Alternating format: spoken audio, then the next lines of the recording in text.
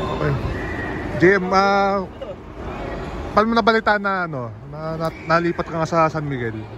Una-una, sinabi sa akin ng Coach Bonnie, sinabi sa akin na nilipat na ako. Yun, nagpa-practice pa kasi ako doon around 2 weeks na. And then nung sinabi sa akin, sinabi na ba sa'yo in advance o may manahindi ka na ba o ano ba? Hindi naman, parang nagpaparamdam lang sa akin gano'n. Kasi halos kakabalik ko lang sa kanila eh. Galing ako mga rehab, 10 months akong di nakaka-ensayo. Nung pagbalik nila, yun. Balik na rin ako, sumabay na ako sa practice nila sa All Philippines. Kaya naman yung tuhod mo, okay na ba? 100% ka na ba? Hindi pa naman 100 ng sobra.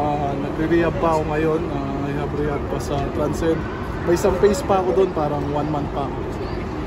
So hindi mo makakalaro agad-agad yun? O pwede na?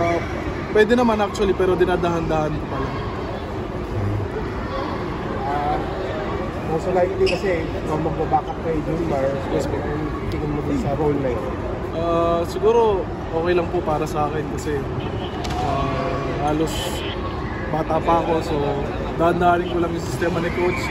Positive naman ako palagi eh, so in the future siguro magigain ko naman yung minutes ko, ganun.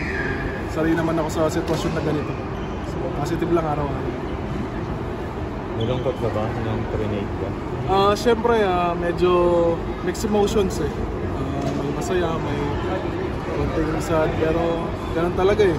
Need to move on. Kung saan ako nilagay ng Panginoon, doon ako mag-focus eh kung ano yung nasa harapan ko.